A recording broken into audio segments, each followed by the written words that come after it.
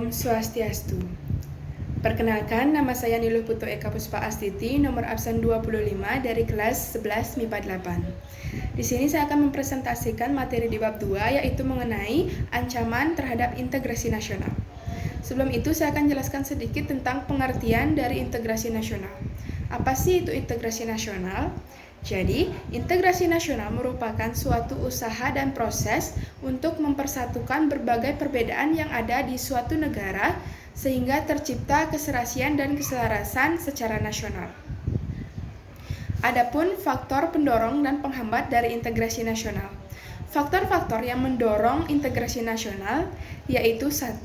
Faktor sejarah yang menciptakan rasa senasib dan seperjuangan. Yang kedua, keinginan untuk bersatu di kalangan bangsa Indonesia sebagaimana dibuktikan dengan adanya Sumpah Pemuda pada tanggal 28 Oktober 1928. Yang ketiga, rasa cinta tanah air di kalangan bangsa Indonesia sebagaimana dibuktikan dengan perjuangan untuk merebut, menegakkan, serta mempertahankan kemerdekaan. Yang keempat, rasa rela berkorban di kalangan bangsa Indonesia demi kepentingan bangsa dan negara sebagaimana dibuktikan dengan banyaknya para pahlawan yang gugur di medan perjuangan. Yang kelima, kesepakatan atau konsensus nasional dalam perwujudan proklamasi kemerdekaan, Pancasila dan Undang-Undang Dasar 1945, bendera merah putih, lagu kebangsaan Indonesia Raya, serta bahasa persatuan yaitu bahasa Indonesia. Adapun faktor-faktor yang menghambat integrasi nasional yaitu 1. Masyarakat Indonesia yang sangat beraneka ragam atau bisa disebut heterogen, yang itu terdiri dari berbagai macam suku bangsa, agama, bahasa daerah, kebudayaan daerah, ras, dan adat istiadat yang berbeda-beda di setiap daerahnya. Yang kedua, wilayah Indonesia yang sangat luas yang terdiri dari beribu pulau serta dikelilingi oleh lautan. Ketiga, besarnya ancaman, tantangan, hambatan, dan gangguan yang merongrong kesatuan serta keutuhan bangsa baik dari yang luar maupun dalam negeri. Keempat, masih besarnya ketimpangan serta ketidakmerataan pembangunan yang menimbulkan berbagai rasa tidak puas dan keputusasaan di kalangan masyarakat. Kelima, adanya paham etnosentrisme di antara berbagai suku bangsa yang menonjolkan kelebihan-kelebihan budayanya dan menganggap rendah budaya suku bangsa lain. Keenam, lemahnya nilai-nilai budaya bangsa akibat kuatnya pengaruh budaya asing yang tidak sesuai dengan kepribadian bangsa, baik melalui kontak langsung maupun tidak langsung. Itulah faktor pendorong dan penghambat adanya integrasi nasional. Sekarang kita masuk ke materi ancaman terhadap integrasi nasional.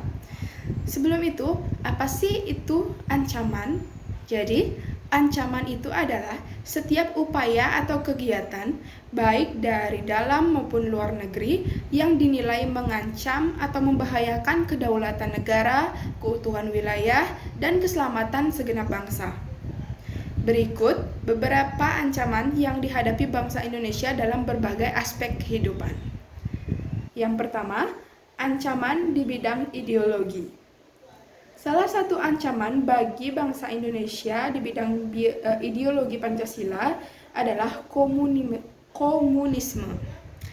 Meskipun Indonesia sudah dengan tegas menolak paham komunis, tetapi apabila ancaman tersebut tidak segera diatasi, kemungkinan komunisme akan kembali berkembang di Indonesia.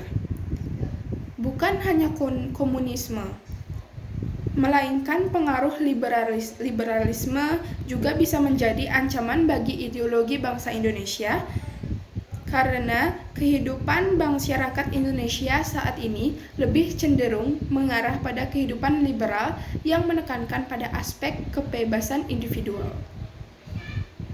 Yang kedua, ada ancaman di bidang politik.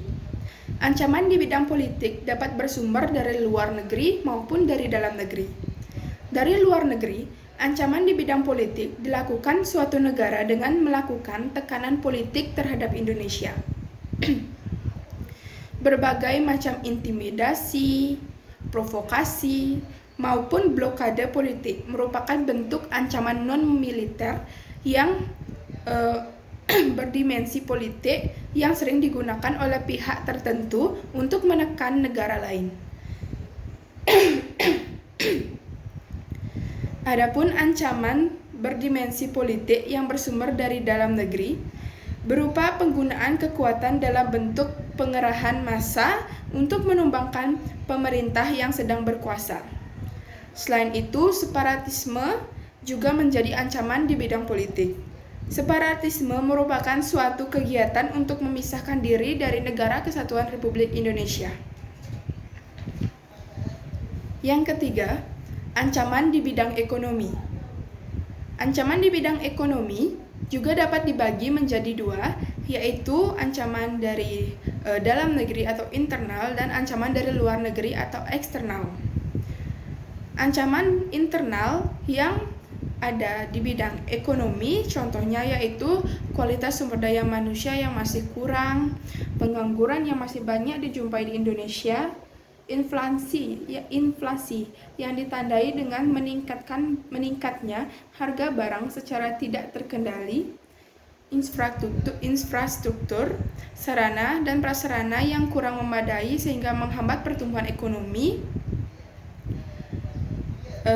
dan adapun ancaman dari luar negeri atau eksternal yaitu ketergantungan masyarakat terhadap produk asing yang cukup besar, daya saing yang rendah baik dari individu maupun dari produk yang dihasilkan, kecenderungan masyarakat Indonesia yang lebih menyukai produk dari luar negeri, serta adanya globalisasi perekonomian dan ketidaksiapan bangsa Indonesia untuk menghadapi era globalisasi. Yang keempat, adanya ancaman di bidang sosial budaya. Ancaman di bidang sosial budaya juga dapat bersumber dari dalam negeri maupun dari luar negeri. Dari dalam negeri, ancaman di bidang sosial budaya didorong oleh isu-isu kemiskinan, kebodohan, keterbelakangan, dan ketidakadilan. Berbagai isu tersebut menjadi titik pangkal dari munculnya permasalahan seperti separatisme, terorisme, kekerasan, dan bencana akibat perbuatan manusia yang dapat mengancam persatuan dan kesatuan bangsa. Adapun ancaman yang berasal dari luar negeri di bidang sosial budaya yaitu 1. Masuknya budaya asing yang negatif dan tidak sesuai dengan kepribadian bangsa Indonesia. 2. Munculnya gejala hidup konsumtif. 3. Munculnya sifat hedonisme. 4. Munculnya gejala westernisasi. 5. Adanya sikap individualisme. 6. Semakin memudarnya semangat gotong royong, solidaritas, dan kepedulian di kalangan bangsa Indonesia. Serta 7. Semakin lunturnya nilai-nilai keagamaan dalam kehidupan bermasyarakat. Yang kelima, ada ancaman di bidang pertahanan dan keamanan. Wujud ancaman di bidang pertahanan dan keamanan pada umumnya berupa ancaman militer, yaitu ancaman yang menggunakan kekuatan bersenjata dan terorganisasi yang dinilai mempunyai kemampuan membahayakan kedaulatan negara, kesatuan wilayah, serta keselamatan segenap bangsa. Adapun wujud ancaman militer antara lain berupa agresi atau invasi, pelanggaran wilayah, pemberontakan bersenjata, sabotase, spionase, aksi teror bersenjata, dan ancaman keamanan laut dan udara. Jadi sekian presentasi materi tentang ancaman terhadap integrasi nasional yang bisa saya sampaikan. Jika ada salah kata, saya mohon maaf yang sebesar-besarnya. Saya tutup dengan Pramo Santi. Om Santi Santi Santi Om.